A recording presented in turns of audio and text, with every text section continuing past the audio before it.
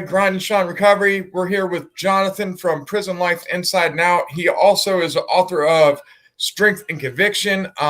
Is it Positive Change? Is that in the title also, or From Prison to Positive Change? from positive? Okay, so I guess first off, man, I'm gonna ask you, what got you into the life, that took you down the road to prison?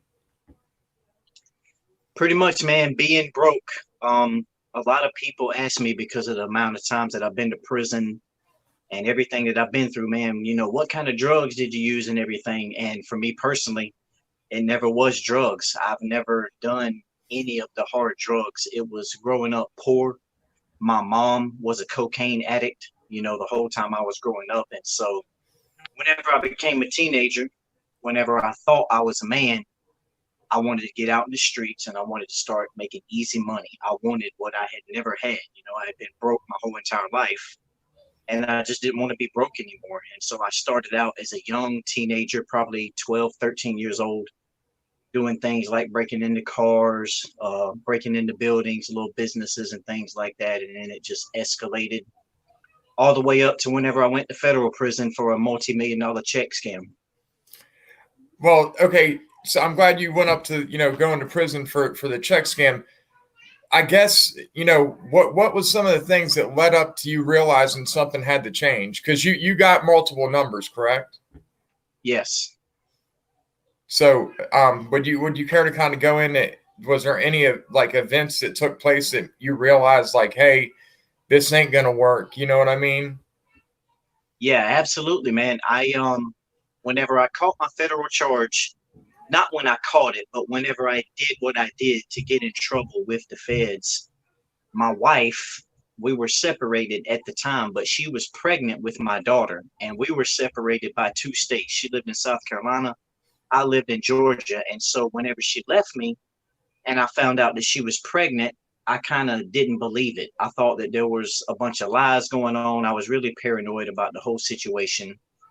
But right before I went into federal custody, my daughter was born. And so basically, I had already screwed up my life, gotten in trouble, got the feds chasing me. And then I actually found out that, yes, my daughter really is on the way. And so I went into federal prison knowing now you have a kid. Now you got to change your life. Now you got to do something and you got to get out and you got to cut the shit. All right, man. No, that's definitely it's a point in life you got to man up. So how long did you do on that last bit? I guess you were going in, just having your daughter. How long did you do? My sentence was 120 months. I don't know how familiar you are with the federal system, but the Fed sentence you in months and not years. And so my sentence was 120 months, which is 10 years. But in federal, you do 85%. So I ended up doing 8.5 years on that 10. Man, so what do you do to kind of prepare yourself to have positive change once you came home? That's definitely one of the pluses about federal prison, man. There's a lot more opportunity to be able to do positive things. There's a lot more opportunity for change. I studied different language. I learned Spanish while I was inside.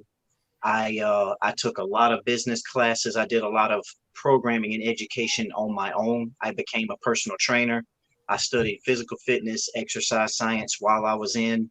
And I just basically I tried to pump as much positivity and knowledge as I could into my head. That way, whenever I came home, I was not the same guy that I was whenever I came in.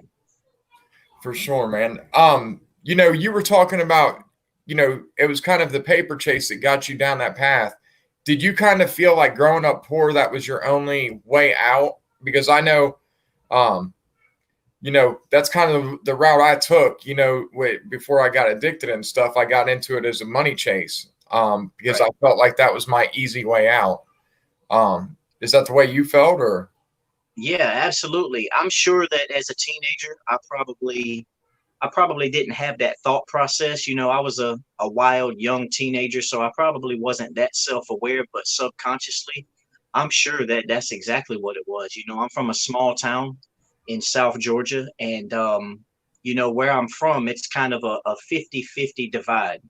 You are either, from this side of the tracks and you've got money, or you're from this side of the tracks and you're poor white trash, or you're from the hood and the ghetto. And Yeah. so we were from this side of the tracks, poor white trash, hood, ghetto. We lived in the projects, everything you can think of. And I'm sure that, I saw it as, if I can get this money, if I can get rich, then I can leave this little town and I can move to a city and I can have a life, and it'll be completely different from what I've had. Yeah. No, and that's one thing is people, I wanted to highlight that is, people don't realize when you come from a poor background, um, a lot of times we get in these endeavors as an escape, you know what I mean? Right. So, let's talk about your book real quick, man. Strength and Positive Change. Talk to us about that, man. Well, I had the idea for it. It's the whole entire book, I wrote it kind of as a metaphor. It's called Strength and Conviction, From Prison to Positive Change. And basically, at the time, I was studying physical fitness really hard, and I was in prison, obviously.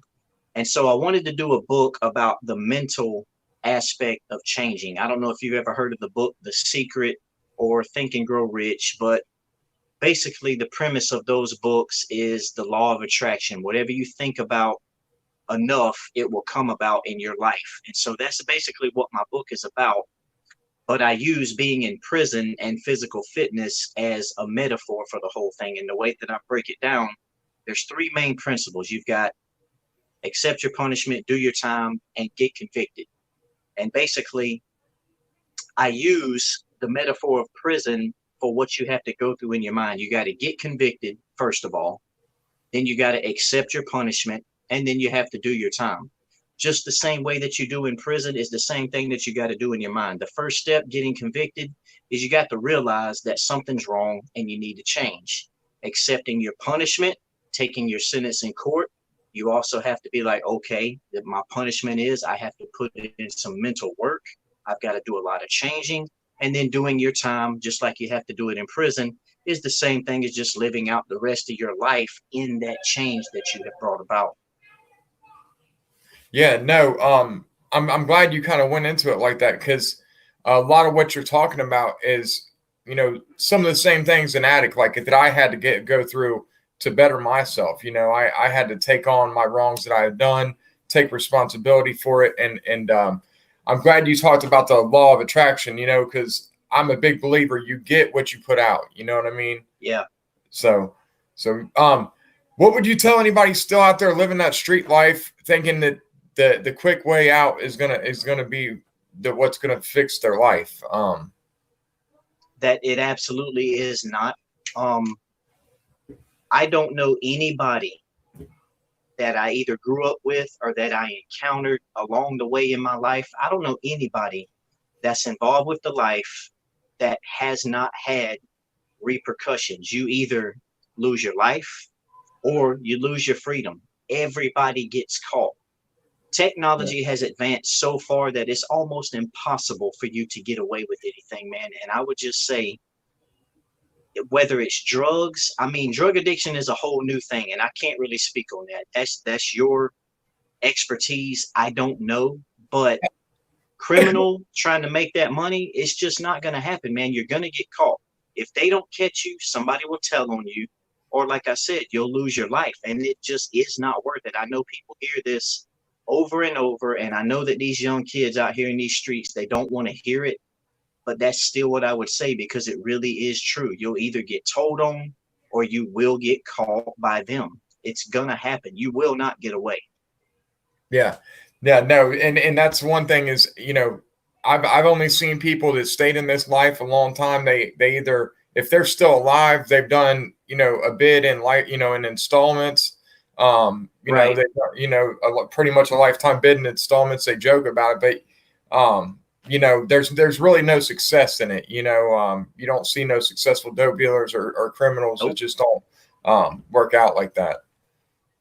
And a lot of what you've said, man, actually goes hand in hand with like when you do want to get sober. That's one thing that I thought was cool. A lot of the things you said are the things you still have to come to terms with, whether you're an addict or just a criminal. You got to wake up and realize that you have to change, whether it's addiction or, just being a criminal. So Yeah, absolutely, man. Even though I've never went through the addiction thing myself, I'm very familiar with it because of my mother. My whole life growing up, she has been, through the 80s, she was crack cocaine, powdered cocaine, you name it. I mean, she's done it. So I'm definitely familiar with it. I've never been through it personally, but I am familiar. yeah. Yeah. Well, and that's one thing is people don't realize, if you don't change now and you got kids or something, man, your kid's going to go down the wrong road, whether you're addicted or whether they go down the road of crime, whatever. It just has a negative repercussion of anyone around it. You know what I mean? Absolutely. Well, Johnathan, man, I appreciate you coming on and sharing, about your experience, about the positive change, man. You got a really good channel. You got a good message. And I respect you a lot. So Yeah, I appreciate you, man. absolutely, man. It's been a long time coming, and I apologize that it took so long, man. I'm glad to be here. Hey, no rush. Maybe we'll bring you back on for a part 2 or something, man. Absolutely. All right. Thanks, brother. I'm going to get out of here, man. All right. You have a good one.